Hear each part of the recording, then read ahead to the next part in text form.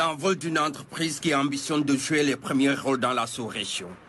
Même s'il n'a pas encore atteint sa vitesse de croisière, le port autonome de Dakar est en parfaite progression.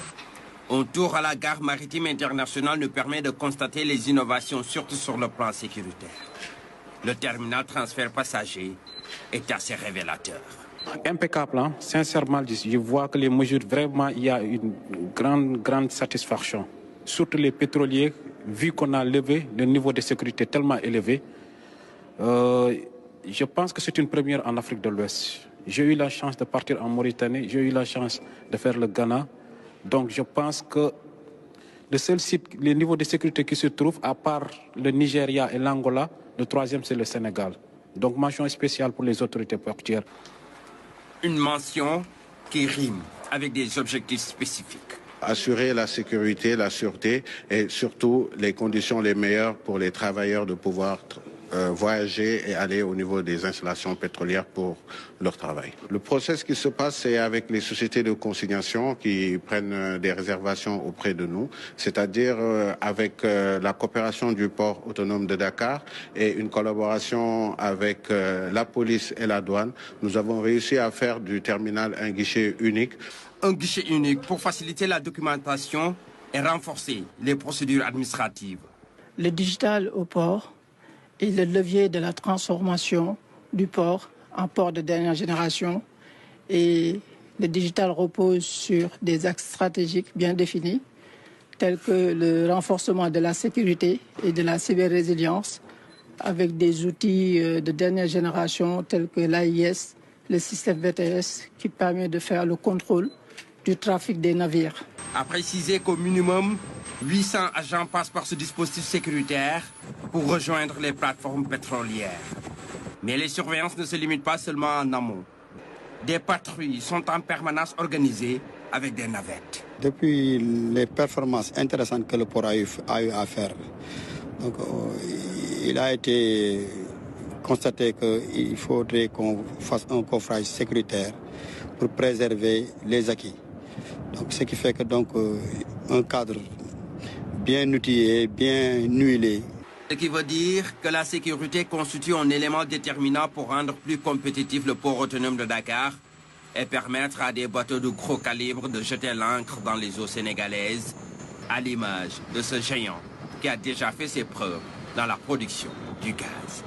Nous sommes à bord de cette unité de stockage et de gazification, un bâtiment imposant de 170 tonnes qui joue un rôle important dans la stratégie gaz to power. On est sur le poste de contrôle commande. Quand les navires arrivent pour faire ce qu'on appelle du ship-to-ship, c'est ici qu'ils gèrent. Ça simule donc toutes les citernes à l'intérieur. Une fois que c'est fait, le navire part.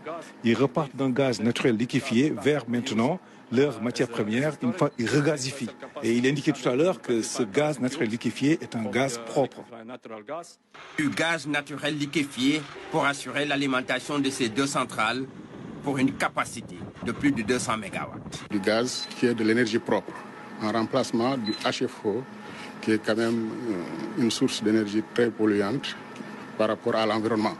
Donc ce gaz-là, il est vraiment, il respecte un peu les normes environnementales, surtout par rapport aux complaintes des populations par rapport aux rejets atmosphériques. L'ensemble des centrales de Sénélec qui actuellement utilisent du fuel vont être converties. Par exemple, si on prend le cas de la centrale de Bel-Air, elle est déjà convertie, elle n'attend que le gaz. C'est ce qu'on appelle jouer la carte de l'anticipation pour pouvoir faire face aux défis de l'heure.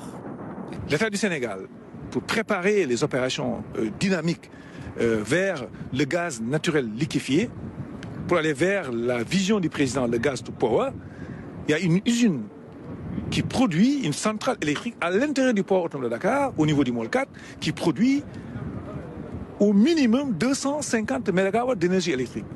On dit que c'est à peu près 25% de la production nationale. Et c'est grâce au Carmol LGNT Powership Africa d'une capacité de 125 000 m3. Tout cela montre à suffisance que le port autonome de Dakar se caractérise par sa dimension multifonctionnelle qui repose sur un plan d'action clair. le plan d'action de sécurisation de l'exploitation portuaire du point de vue des défis marchands et économiques, ce plan d'action est bâti sur une organisation d'une capitainerie, d'une ingénierie du pilotage avec les pilotes, une organisation de la capitainerie du port pour donner le meilleur service dans les délais pour que tous les navires qui arrivent à Dakar, au plus, ne restent en rade que 5 jours au maximum. Le plan d'action a permis d'offrir un linéaire de quai disponible en temps réel. Nous avons 3000 mètres linéaire de quai disponible pour les navires. Le deuxième ressort, c'est celui de la procédure administrative encadrée pour que les délais de franchise de la mise à disposition de la marchandise puissent être encadrés et que les personnes, acteurs économiques du système puissent disposer de leurs marchandises dans les délais. Le troisième ressort, tout ça doit être assis sur un coffrage sécuritaire et de sûreté pour conforter encore. C'est la première fois où on a vu 123 navires qui ont changé leur route maritime pour venir à Dakar et décharger sur Bamako au lieu d'aller à Abidjan. Les autorités sont donc conscientes de l'environnement concurrentiel dans lequel se trouve le port autonome de Dakar. C'est pourquoi elles ne manquent pas d'ingéniosité pour être en phase avec les défis de l'heure.